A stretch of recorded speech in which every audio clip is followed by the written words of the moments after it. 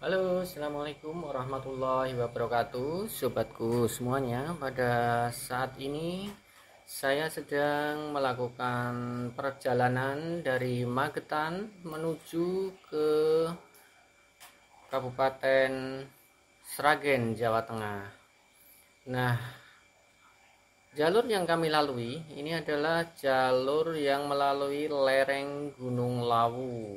Dan kita sebelum sampai ke Kabupaten Sragen, nanti kita akan melewati Kabupaten Karanganyar terlebih dahulu. Dan tentunya kita akan melewati jalur wisata, ada Telaga Sarangan, ada Tawangmangu, dan lain sebagainya.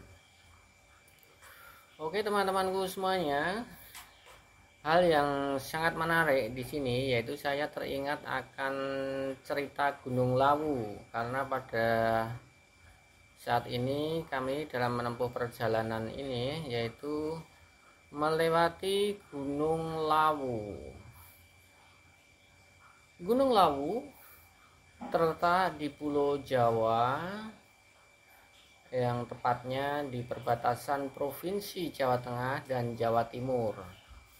Dan Gunung Lawu terletak di antara 3 kabupaten, yaitu Kabupaten Karanganyar yang terletak di Jawa Tengah, dan Kabupaten Ngawi dan Kabupaten Magetan yang terletak di Jawa Timur. Status gunung ini adalah gunung api istirahat, atau diperkirakan terakhir meletus pada tanggal 28 November 1885 dan telah lama tidak aktif, terlihat dari rapatnya vegetasi serta puncaknya yang tererosi. Di lerengnya terdapat kepundan kecil yang masih mengeluarkan uap air atau fumarol dan mengeluarkan belerang atau sulfatara.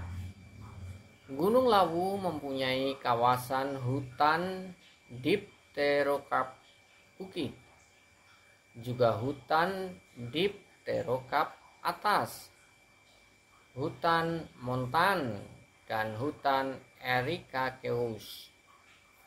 Gunung Lawu adalah sumber inspirasi dari nama kereta api Argo Lawu, teman-teman. Kereta api eksekutif yang melayani Solo Balapan dan berakhir di stasiun Gambir, Jakarta. Gunung Lawu memiliki 3 puncak, yakni Hargo Dalem, Hargo Dumiling, dan puncaknya yang tertinggi bernama Hargo Dumilah. Di lereng gunung ini terdapat sejumlah tempat yang sangat populer sebagai tujuan wisata, terutama di daerah Tawangmangu. Selain Tawangmangu, ada juga daerah Cemoro Sewu dan Telogo Sarangan. Agak ke bawah, di sisi barat terdapat 2 komplek percandian dari masa akhir Kerajaan Majapahit, Candi Sukuh dan Candi Cetho. Di kaki gunung inilah juga terletak komplek pemakaman kerabat Praja Mangkunegaran, yaitu Astana Girilayu dan Astana Mengadek. Di dekat komplek ini terletak juga Astana Giribangun, Mausoleum untuk keluarga Presiden kedua Republik Indonesia, yaitu almarhum Bapak Soeharto.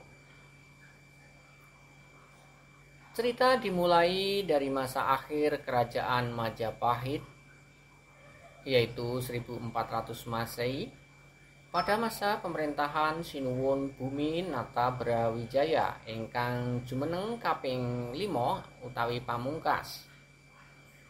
2 istrinya yang terkenal yaitu Dara Petak, yaitu putri dari daratan Tiongkok, dan Dara Jingga. Dara Petak melahirkan putra bernama Raden Fatah, sementara Dara Jingga melahirkan putra bernama Pangeran Katong. Raden Fatah setelah dewasa beragama Islam, berbeda dengan ayahandanya yang tetap beragama Buddha. Bersamaan dengan pudarnya Majapahit, Raden Fatah mendirikan kerajaan Demak dengan pusatnya di Gelagahwangi atau alun-alun Demak. Melihat kondisi yang demikian itu, hati sang Prabu terusik.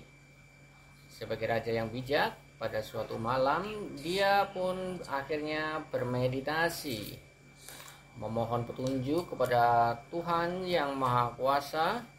Dan dalam semadinya didapatkannya wangsit yang menyatakan bahwa sudah saatnya cahaya Majapahit memudar dan Wahyu Kedaton akan berpindah ke kerajaan Demak. Itulah sekilas sejarah tentang situs-situs kerajaan yang ada di sekitar Gunung Lawu ya kawan. Nah, Gunung Lawu sangat populer untuk kegiatan pendakian. Setiap malam satu suro, banyak orang berziarah dengan mendaki hingga ke puncak. Karena populernya, di puncak gunung bahkan dapat dijumpai pedagang makanan. Pendakian standar dapat dimulai dari 3 tempat atau base camp, yaitu dari Cemoro Kandang di Tawangmangu. Bisa juga dimulai dari Candi Cetro di Karanganyar, Jawa Tengah. Bisa juga dari Cemoro Sewu di Sarangan. Khusus untuk Cemoro Sewu, Sarangan ini sudah terletak di Kabupaten Magetan, Jawa Timur. Jalur pendakian melalui Cemoro Sewu lebih curam jika dibandingkan dengan jalur lainnya. Meskipun demikian, waktu yang dibutuhkan untuk sampai ke puncak lebih singkat.